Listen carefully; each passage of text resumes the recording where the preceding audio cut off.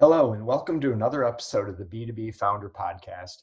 I'm your host, Brett Trainer. Today, we have a discussion about the human side of the startup world and discuss employee experience. This topic is rarely focused, but could be the difference between success and failure of your company. Gil Cohen joins the podcast to discuss employee experience and how to approach it as you grow your business. Gil's the founder of Employee Experience Design, and he consulted businesses on vision, values, culture, and behavior for 15 plus years before founding his company. Gil recognized early on that the value and importance of great employee experience is a key cog of scalable growth. You need to have a great employee experience to have a great customer experience. We discussed that today, plus why an investment on the employee experience is an investment in your bottom line. Your values are critical to growth, and hiring to align with your values need to be a top priority. You can't afford to have a disconnect in this process. The difference between employee engagement and employee experience, there is a difference, and it's a big difference, plus a lot more. As you've heard from this intro, we get really deep into customer experience and why it's so critical. Always knew that the employee aspect, especially as a growing company, was important, but Gil really helps flush out, why and how you should be thinking about this as you move from 1, 2, 3, 5, 10, 15, and 20 employees, and why it's important to put that foundation in early. As a reminder, if you listen and enjoy this podcast, please subscribe on your favorite platform and share it with your friends and colleagues that might also enjoy it. Thanks for listening, and now on to the interview.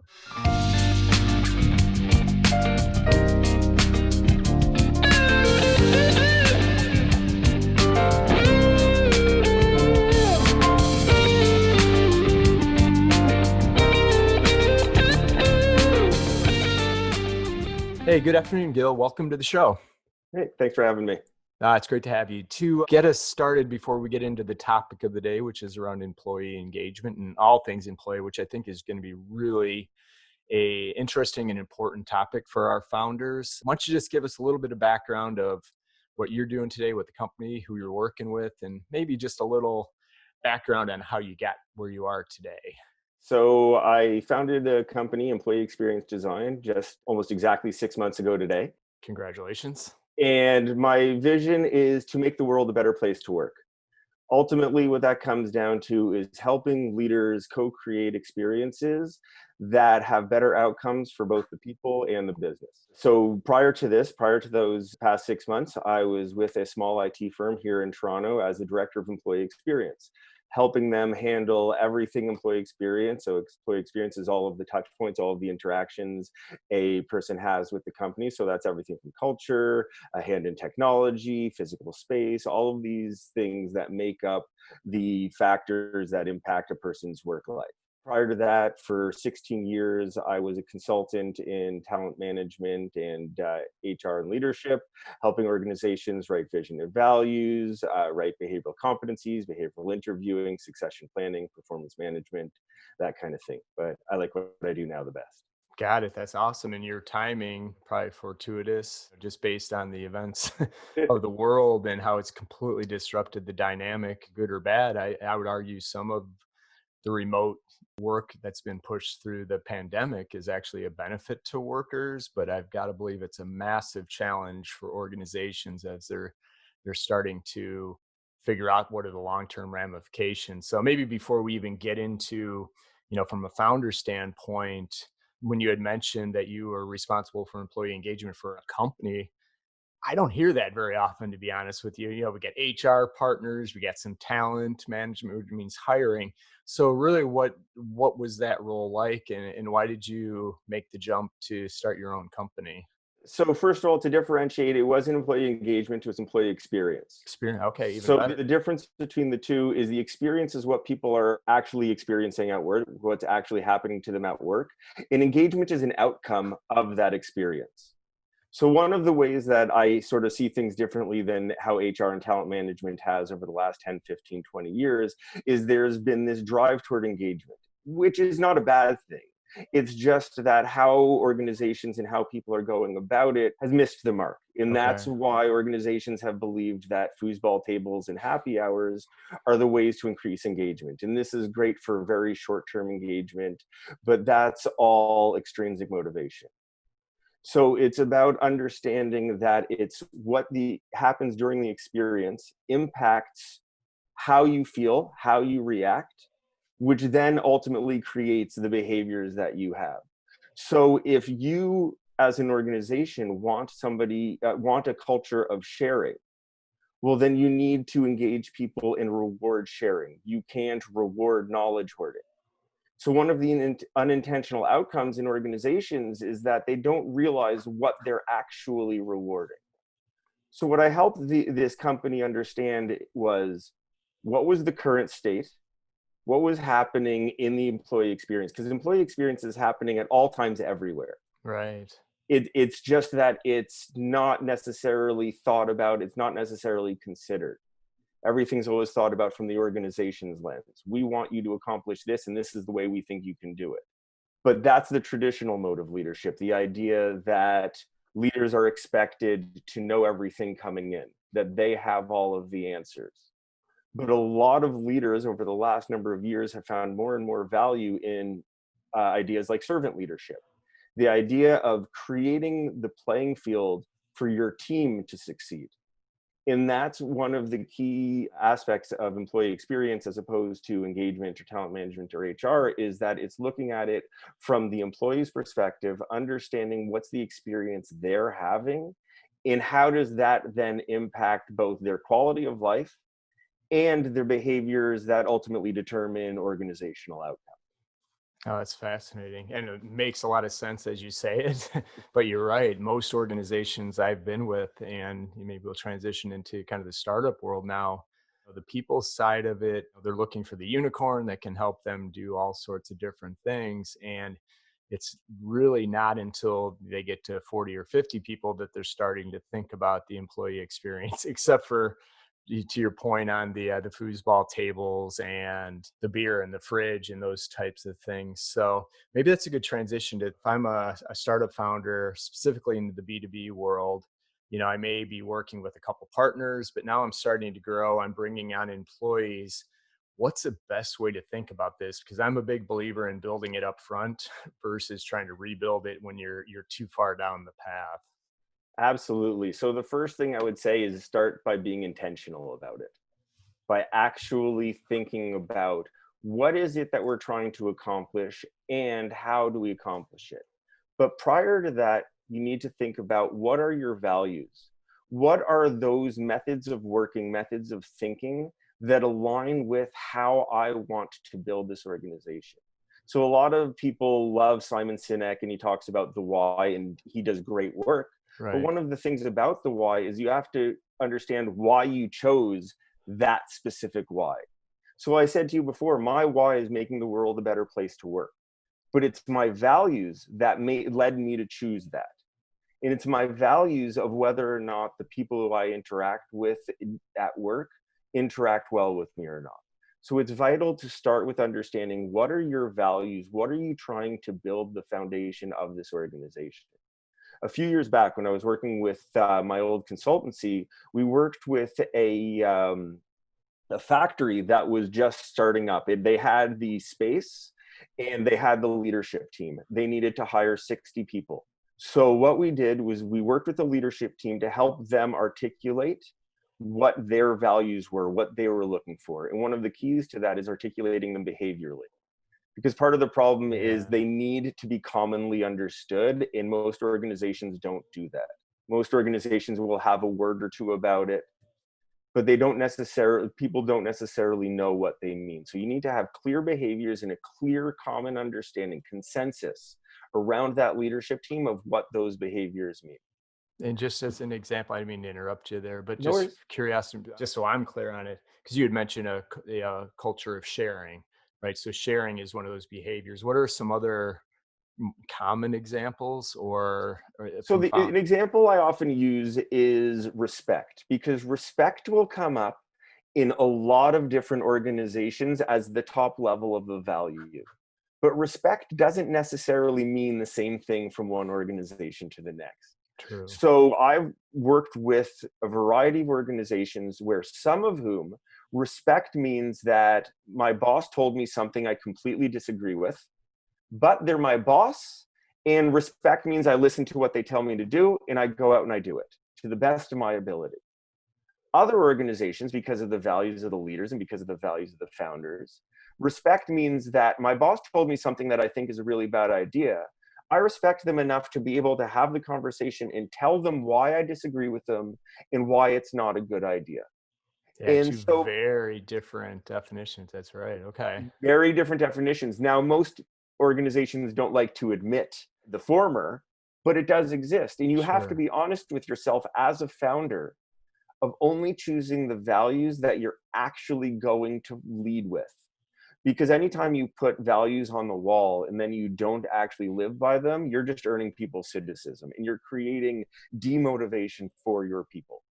Yeah, that's really good advice. And do you find that the values almost, and personality is not the right word, but if I'm a certain type of founder, isn't it almost it would be really hard to define values something other than what's not important to me, right? So it almost has to be centered around the founder, or is there a way you can do that with the leadership team that expands beyond?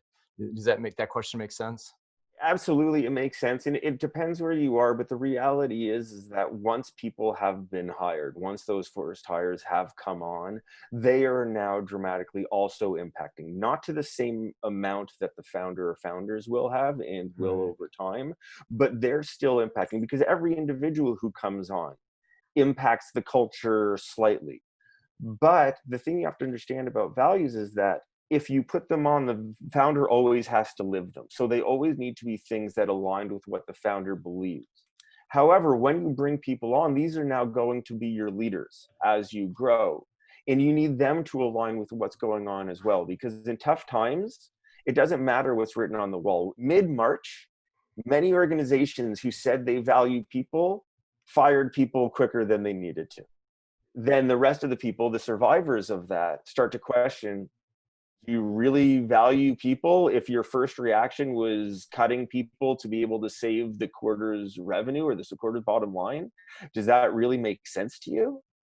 But that's what their values are. Leaders are always going to actually live their own values. Yeah, that makes a And lot of so by sense. being clear on what they are, you can then hire for it.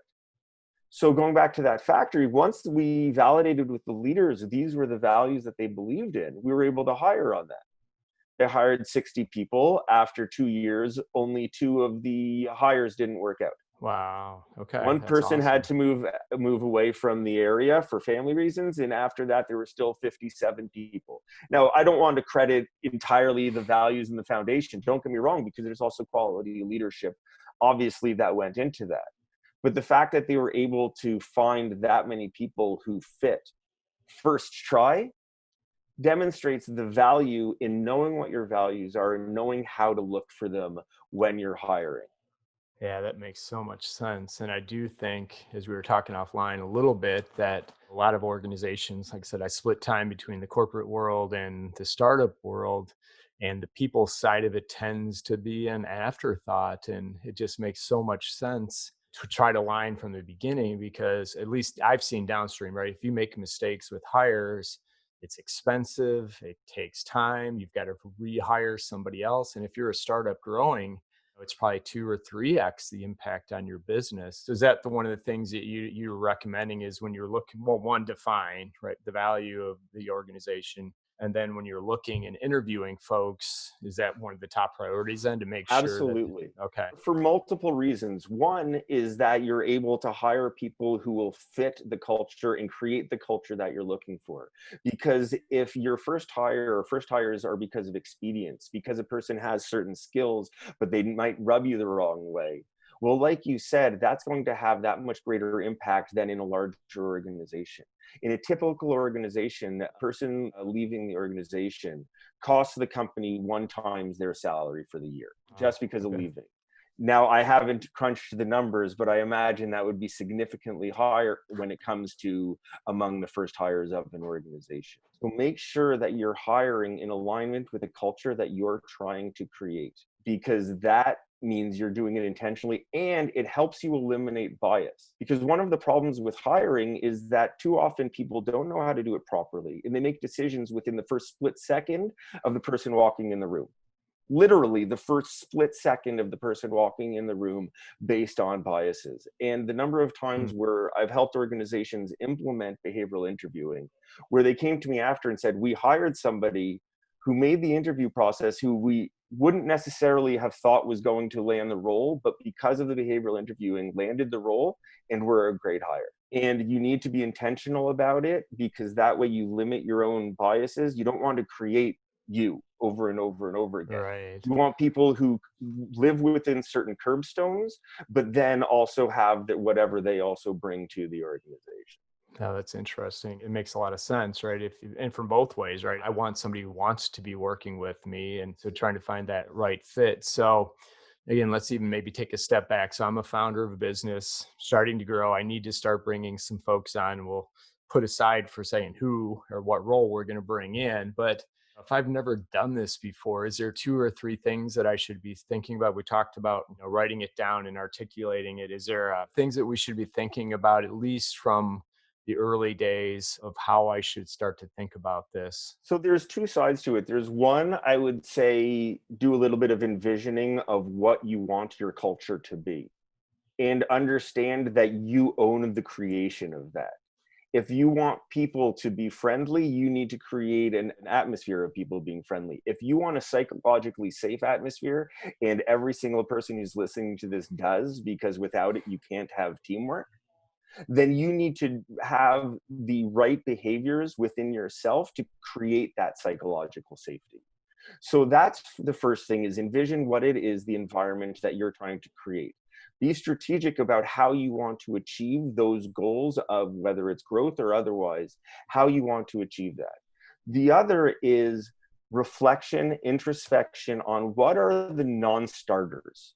What are the things for you that, whether it's through your career, or if you're an extremely young founder, then just throughout your life, throughout university, throughout high school, things that have punched you in the gut because of how much they broke your own values. When you're sitting in a situation and you're really upset about what's happening and you don't necessarily always know why, that's often the reason, because somebody else has done something that's broken your values. So find out, what are the non-starters? What are the things that somebody to work with you absolutely must do these things? I'm a person who, I like on-time people. I don't like showing up for a meeting and I'm the first one there and nobody shows up till 5 minutes after. Now, there are exceptions. We all have our problems. We all have technical difficulties. We all have meetings that run late. But if that's the norm, if that's what's Yeah. accepted, and that's an aspect of a culture that comes out expediently. It comes out because of how leaders make decisions about meetings. But if you want to create a culture of efficiency, you need to make sure that you're demonstrating that value. So Yeah. it's, what are the things that are the non-starters and that 100% of the time you're going to live by? I often talk about the 1,000-mile rule, or the 1,000-mile test, which is that if you're 1,000 miles from home, nobody around you, nobody would possibly know, nobody has cameras around you, and something you thought was a value and you have the opportunity to break it. If you still don't, then it's a value. Very good. Yeah. So that's one of the important things, is to know yourself, know what it is that you really care about, so that you can then seek that out in others, but articulate it behaviorally and articulate it in a way that you're upfront with them. When you're hiring, you say, I need people who are on time. I need people who, when somebody makes a mistake, you don't yell at them. And then you need to go and live that. If that's what you're saying, then you need to go and live that. But start with that introspection. Start with what matters to you, or if you already have a team, work with the team, because they are equally vital at this point. And work from there to find out what's most important. Yeah, that's so good. And I'm with you. One of my adages is, if you're early, you're on time. If you're on time, you're late. And if you're late, don't bother. Right? And also big believer in the, 30-minute meetings. And if we don't have an agenda, then we're not going to have the meeting. That's still more corporate, but I think it applies. And it was interesting. I had Tessa Cord on here. She's the CEO, founder of Intelligence Bank, an Australian software company. And we talked a little bit about her hires and she brought in, and she was super consistent with the type of people that she wanted to work there, which was kind of quirky, but fun, didn't take themselves too seriously, and enjoyed the work. I know that's a little broad for what we were just talking about, but I think indirectly she was doing the same thing, that, hey, this is what we want the culture of this place to be. And these are the types of folks that will actually fit in here. If you're too serious or can't take a joke, it may not be the, the right organization for you. Absolutely. And that's exactly what I was talking about with envisioning what is the culture that you want to create. So she has a culture where I assume she doesn't want button-down suits who are all very serious, walk straight to their desk, don't communicate with each other. That's not what drives her, because also the thing is, as the founder, these are the people you need to work with. Right. These are the people you need to interact with, and these are the people you need to lead. So if your behaviors and their behaviors on the things that really matter are already aligned, it makes the things you disagree about that much easier, because you already have these ground rules of, okay, we make sure we live by these ground rules, and beyond that, let's talk about it. Let's see what works. Let's have that conversation. Yeah, it makes so much sense. And a lot of the times we talk about, well, customer centric, which agreed, but the more, and I'm you as the expert, the more if you get an engaged and a happy employee, that's going to transition down to the customers. And I'm hearing more and more, starting with the employee experience, because if they can live the values of the company, they feel engaged and part of the team, they're going to provide that level of service to the customers. So, which is kind of a long-winded way to get to my next question, is saying, all right, we're starting to hire, we've got the right folks that kind of fit the model. We've taken time, been intentional. What do I do on an ongoing basis, right? Where I may get lost in the day to day of worrying about the business growing, but knowing how important the employees are. Is there some tips that you would have for how do I start to build employee experience into the DNA of my organization, if you will? So one of the keys around customer experience is around voice of customer. The same holds true for employee experience. And so I would actually say that by building the voice of the employee into the culture of the organization, you'll set yourself up well that you actually will need less bureaucracy down the road. Because if you create a culture where managers are servant leaders that have the data they need, then ultimately you'll create the culture you want. So you want to make sure the data they need is coming from employees. So I mentioned psychological safety before. If you don't create psychological safety, you're not going to have trust with your employees, and they're not going to give you complete data on what's actually happening.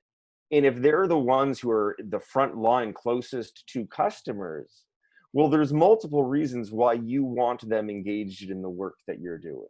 One, because like you said, that will create a better customer experience. But then also it's about them bringing out the data to leadership.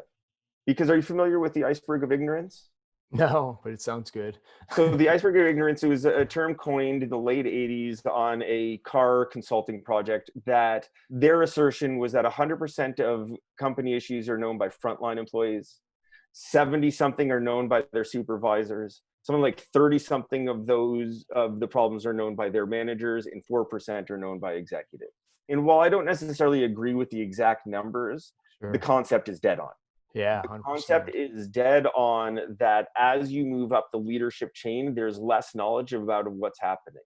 So if you need to create that psychological safety for people to share that information.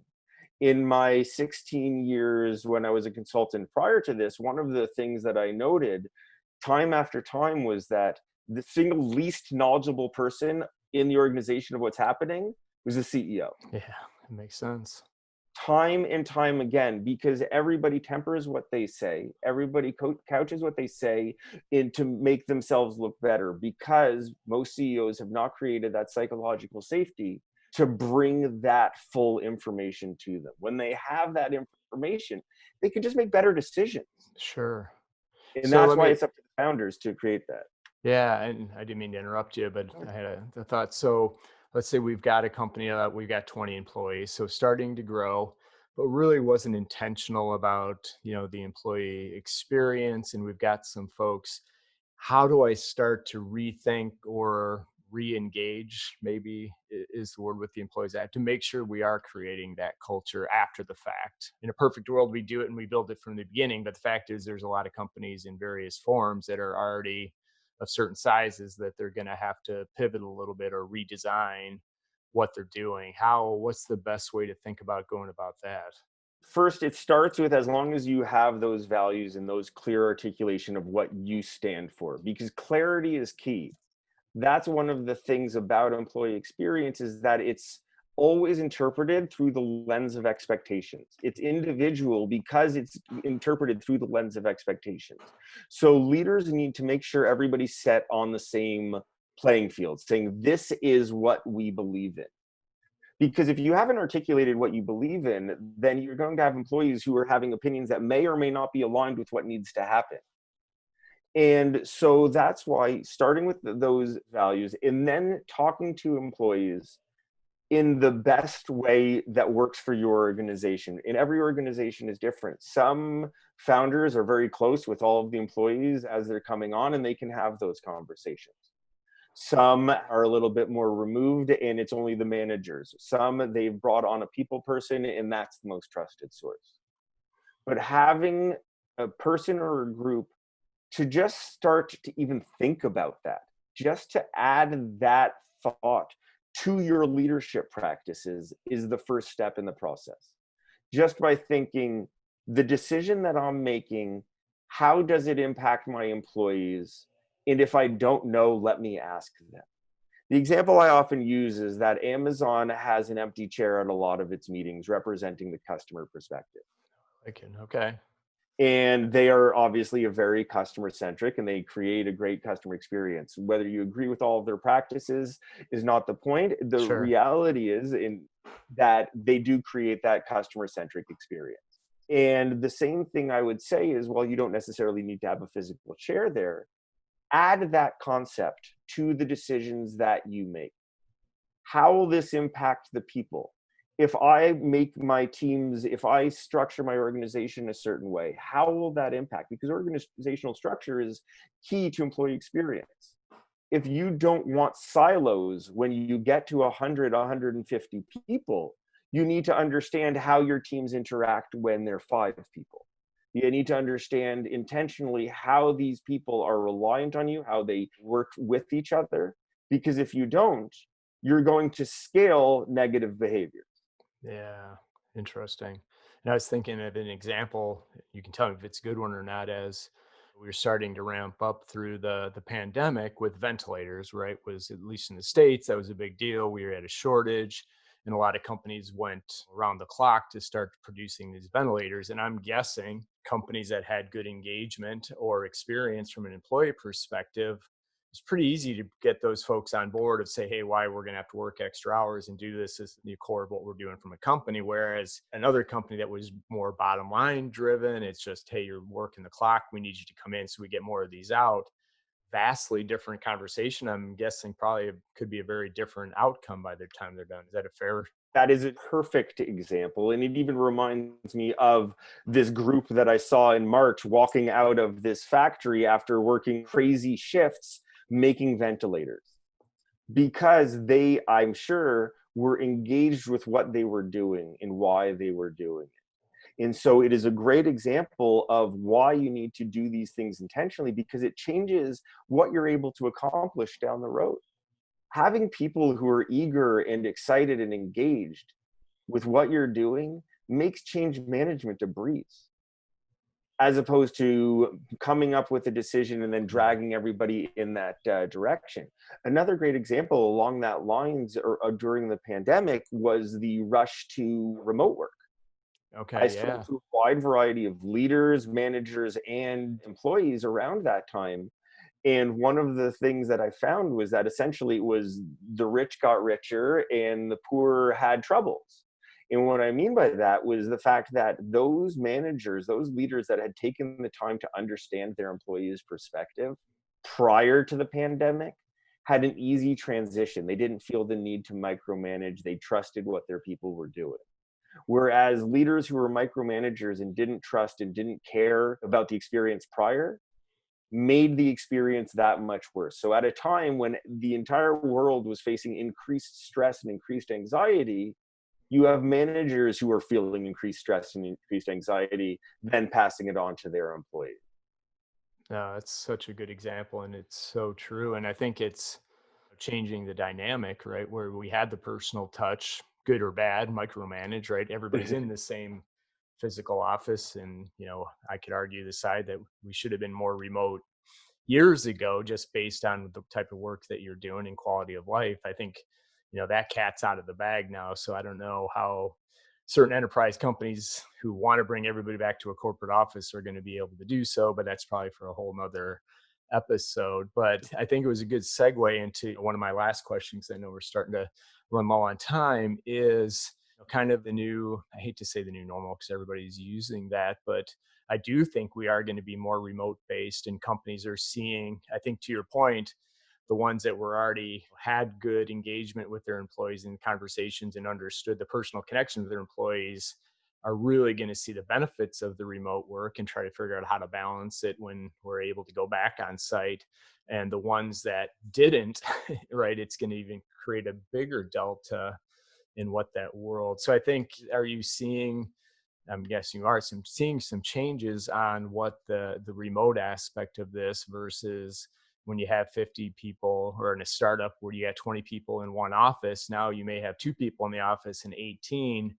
Even more critical from a communication, or somehow, I keep going back to engagement. You're going to correct me. I will get better. But you know what I'm trying to Yeah. say, that how do I connect with employees remotely where I haven't in the past? And I mean, is that a skill set, or is it just going back to being intentional and aligning it back with the values of what the company is? It's both of those things. It's about being intentional. It is a different skill set. It is an adjustment, but it's also a realization that work doesn't need to be about, like I said, the foosball tables or the lunches or anything like that. But there are a lot of organizations prior to this pandemic that were remote completely prior to this. And they had cultures to their organization. They weren't necessarily all built on virtual happy hours, but they had cultures of success, of productivity, of value, of outcome.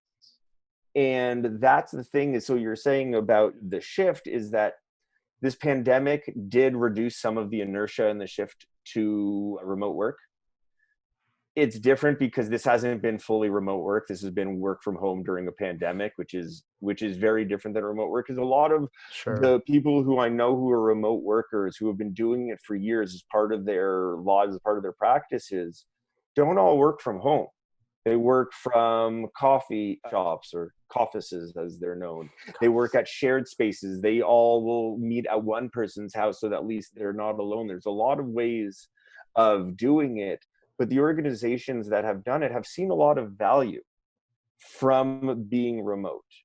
This will accelerate that. This will accelerate the numbers. There are always going to be some people that never want to be completely remote. Right. There's some people also recognizing now that I miss the office a lot. I thought remote work would be great, but I miss being around people. And there's a lot of different lessons being learned depending on what you're looking at right Yeah, which it goes back to one of your first points, which is being intentional about the values. And if we're going to be a remote based company, and you got to find the folks that are going to fit into that model, and that's important to them, and adding to it. But I think there's definitely so much value in doing this, and it's never too late, right? I've worked for some large companies that it was like turning into Titanic in order to do it, but you can start doing it team by team and group by group. But this could be a real competitive advantage for startups as they're starting to scale, to get the right people. Again, save time, money, now. efficiency, Absolutely. quality, There could everything. be a lot of money saved and a lot of value saved by ensuring that those first hires meet what you're looking for, that it doesn't result in a painful separation down the line because these people's values don't align with the culture that you're trying to create. Yeah, and two, I think if you've already got a larger company, kind of tying back off on another point that you may find as you go through this exercise that some of those folks aren't going to be the right fit for the organization. They're going to be happier elsewhere, and you hate to say a win-win, but it could be, right? If But somebody's not. it is, and that has actually happened on multiple occasions with organizations that I've worked with. They've articulated the values, and one of the leaders ended up leaving shortly thereafter, saying, "I was always uncomfortable here. This now articulated why I didn't fit. This isn't the right place for me," and they end up finding somewhere that's a better fit for them. So it is a win-win, because when somebody leaves like that, it's not because they were happy where they were. It's a values mismatch for them. And just because the values are right for most of the people in the organization doesn't mean it's right for everybody. And there's nothing wrong with that person. It's Right. just that they shouldn't be leading within that organization. They could be extremely successful leading in another organization. Yeah, right people in the right roles, right? And this just would Exactly. help that. Just out of curiosity, I'm not going to hold you to this number, but if you looked at enterprise and startup, what percent of companies are actually doing a good job with employee experience from your perspective? That is a very difficult question, because employee experience is complex and dynamic, and there's a lot of different aspects of it. Because an organization could have an amazing experience when it comes to culture and have terrible technology, terrible physical environment. So Okay. there's a lot of different aspects of it.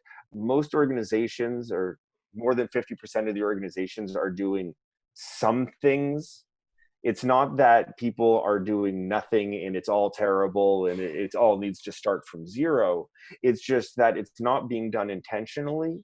So it's not getting the outcome. So that's why over the last 10, 15 years, despite the fact that people were chasing engagement didn't go, scores didn't go up. Although apparently, I just read, I didn't actually read the full article yet, but apparently since the pandemic, engagement scores have gone up. But I'm curious about that Oh, interesting. Yeah, and I told you I wasn't going to hold your feet to the fire on the number. I'm just, again, one. basing on my relative, pretty decent size of companies I've worked for with over the last 25 years. And again, I think 20, even 10 years ago, it was a different world. It wasn't thought of the way it is today or being more intentional about it. So, again, for the folks listening out there, please pay attention to this. This is going to save you time, money, make your company a much better organization. Spend the time doing it up front, or if you're in process, take the time to go back and align with this now, right? No time like the present.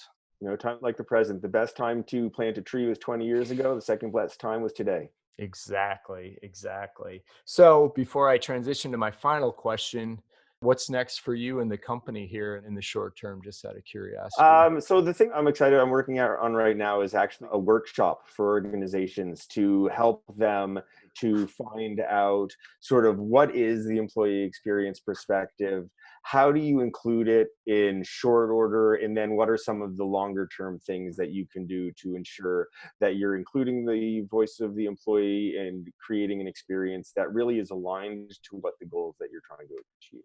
Yeah, and like you said, no time like the present, and walk before you run, but just get started with it. Absolutely. And that's actually a really great point that I want to add, is that for most organizations, even for a smaller organization, walk before you run. It's an evolution. It's not something that you're just going to flip on your head all of a sudden and just totally change the way you do things.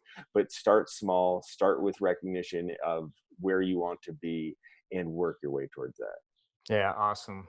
Just about anything, right? Just get started, one step, and it build the momentum. And again, I want to thank you for coming on the program and talking about this. We haven't had a lot of subject matter expertise on the people and the employee side. I just think it's so important. So I appreciate you spending some time. Last question that I ask everybody: it's one thing that you would highly recommend, and this could be personal or professional. I often proselytize this, but meditation. I am big on meditation. People find it very difficult at first, but the value is there. There are many different ways to do it. I read a great quote when I started meditating, which is everybody should meditate 20 minutes a day. If you're too busy, make it an hour. Yeah, that's a great point. And it makes you stronger in what the rest of what you're doing. I look at it as exercise for my brain. It makes me stronger in being able to deal with the rest of whatever else I'm doing. That's one I highly recommend for people. Yeah, that one's on my, I want to call it my bucket list because I kind of do it half, I don't want to say half-heartedly. I do take time to try to visualize and think about it with some downtime, but it's not a formal 20-minute to, is this something you do first thing in the morning, or are you at the end of the day to wind down, or just whenever you can squeeze it in? It depends. Usually I like to start with it in the morning, but then if I'm having a particularly tough day, I mean, I'm a person who I've dealt with anxiety for many years. So if I find myself dealing with that on a particular day, I will do it again during the day because it helps calm me down and helps me focus and do whatever it is I'm doing, whether it's spending time with my family, whether it's working, whatever it is, I'm able to just do it better. It's awesome and such good advice. So, Gil, again, thank you so much again for coming on the program. And if folks want to learn more about you and connect with you, what's the best way for them to do that? Search me on LinkedIn, GilCohen. Find me on LinkedIn, or my website is employeeexperience.ca. Got it. A lot of good content. Highly recommend that you reach out. We'll put everything in the show notes so make it easier for folks to find you. And post pandemic, whenever that may be, who knows? Love to have you come back on the show and kind of talk about progress. And again, you've been living it. So to me, there's a bunch of opportunity for a lot of companies to take advantage. One, it's the right thing to do. And two, it's going to help your business. So again, appreciate the time and the insights today. Well, thanks for having me on. I really appreciate it. Awesome. Have a great rest of your day and happy Canada Day. Thanks. Take care. Thanks, Gil.